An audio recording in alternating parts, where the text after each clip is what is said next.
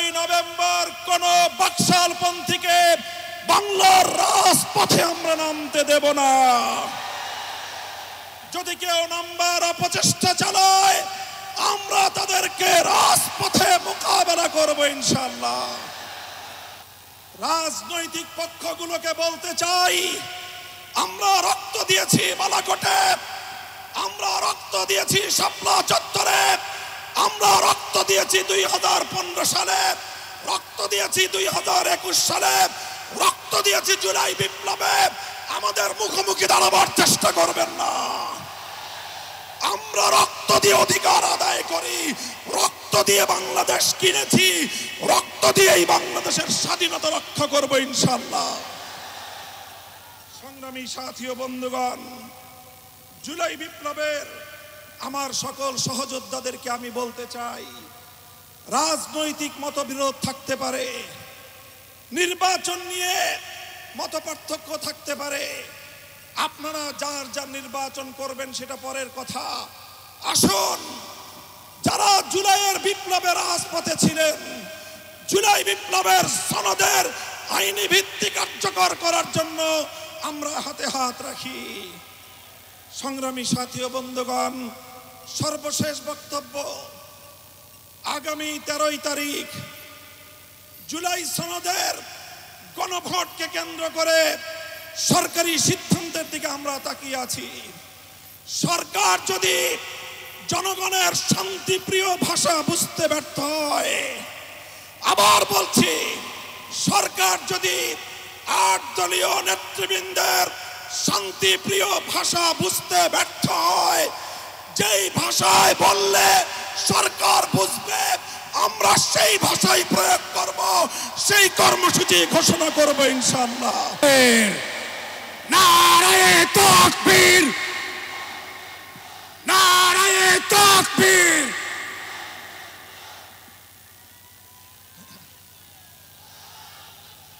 আসসালামু আলাইকুম ওয়া রাহমাতুল্লাহ। আলহামদুলিল্লাহি রাব্বিল আলামিন, ওয়াসসালাতু ওয়াসসালামু আলা সাইয়্যিদিল আমবিয়া ওয়াল মুরসালিন ওয়া আলা আলিহি ওয়া সাহবিহি আজমাইন। আউযু বিল্লাহি মিনাশ শাইতানির রাজীম। বিসমিল্লাহির রহমানির রহিম। ইন্নাল্লাযীনা ক্বালু রাব্বুনাল্লাহু সুম্মা ইসতাকামু ফালা খাউফুন আলাইহিম ওয়ালা হুম ইয়াহজানুন। সাদাকাল্লাহুল আযীম।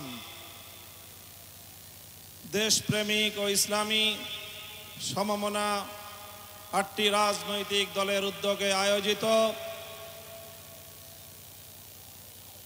জুলাই সনদ বাস্তবায়নে নির্বাচনের পূর্বে, জাতীয় নির্বাচনের পূর্বে গণভোট আয়োজনের দাবি সহ 5 দফা গণদাবিতে আজকের এই জনসমুদ্রে পরিণত গণসমাবেশে উপস্থিত সংগ্রামী সভাপতি হযরত পীর সাহেব চরমনাই মুফতি সৈয়দ মোহাম্মদ রেজাউল করিম, উপস্থিত আজকের এই গণসমাবেশের উপস্থিত সংগ্রামী প্রধান অতিথি বাংলাদেশ জামাতে ইসলামীর মোহতারাম আমির জনাব ডক্টর শফিকুর রহমান সহ জাতীয় নেতৃবৃন্দ, সমবেত 8 দলের নেতাকর্মী ও সংগ্রামী দেশবাসী,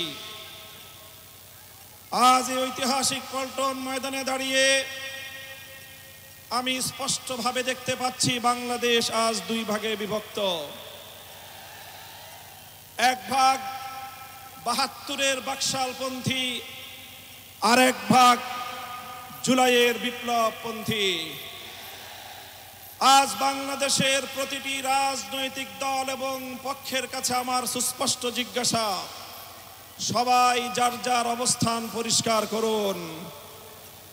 হয় আপনি জুলাই বিপ্লবের পক্ষপাতী, আর না হয় আপনি 72-এর বাকশালপন্থী।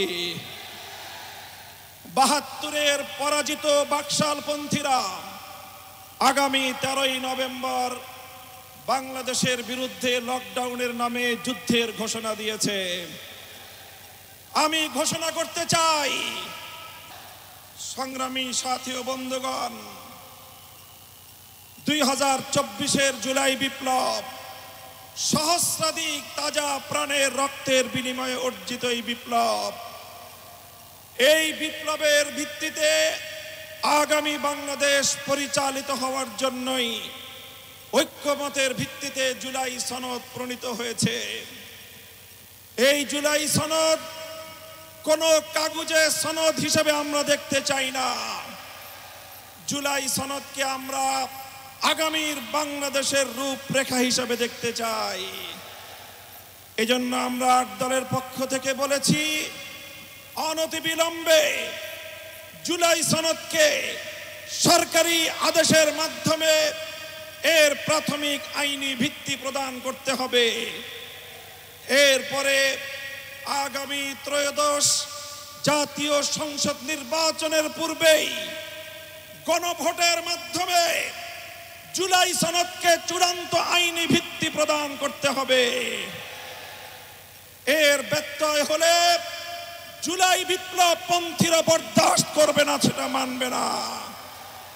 আমরা সুস্পষ্ট ঘোষণা দিতে চাই, আমাদের জুলাই যোদ্ধাদের, জুলাইয়ের বিপ্লবে শাহাদাত বরণকারী বীর শহীদদের রক্ত মারিয়ে জুলাই বিপ্লবের, জুলাই সনদ বাস্তবায়নের গণভোট ছাড়া বাংলার মাটিতে আমরা আর কোনো কিছুই হতে দেব না। আমি জানি না জাতীয় নির্বাচনের আগে জুলাই সনদ বাস্তবায়নের লক্ষ্যে গণভোট হলে কার কি সমস্যা, সেটা আমাদের বুঝে আসে না। আমাদের সমস্যা হলো জুলাই সনদের গণভোট ছাড়া যদি জাতীয় সংসদ নির্বাচন অনুষ্ঠিত হতে থাকে, জাতীয় সংসদ নির্বাচন যদি তফসিল ঘোষণা হয়ে বাস্তবায়িত হয়, অনুষ্ঠিত হয়, সেখানে অনেকগুলো বড় বড় জটিলতার সৃষ্টি হবে। তার মধ্যে অন্যতম একটি হলো দ্বিকক্ষ বিশিষ্ট জাতীয় সংসদের উচ্চ কক্ষ কিভাবে গঠিত হবে, কিভাবে রাজনৈতিক দলগুলো তাদের নির্বাচনী ম্যানিফেস্টো তৈরি করবে, জাতির সামনে তারা তাদের উচ্চ কক্ষের 100 সদস্যের তালিকা কিভাবে প্রকাশ করবে, এই সকল বিষয়ের কোনো সদুত্তর তাদের কাছে নাই। যারা জুলাই সনদের গণভোট জাতীয় সংসদ নির্বাচনের আগে অনুষ্ঠানের ক্ষেত্রে বিরোধিতা করছেন, আমরা তাদের সমস্যার কথা জানতে চাই। কোনো যুক্তি নাই, কোনো যুক্তি নাই। তারা জুলাই সনদের বাস্তবায়নকে ঠেকিয়ে দিয়ে বাংলাদেশে আবার ফ্যাসিবাদ কায়েম করবার ষড়যন্ত্র করছে। পরিষ্কার ঘোষণা করি, রক্ত দিয়ে যেই ফ্যাসিবাদ বিদায় করেছি, প্রয়োজনে আবার রক্তের সাগর প্রবাহিত হবে। বাংলার মাটিতে ফ্যাসিবাদ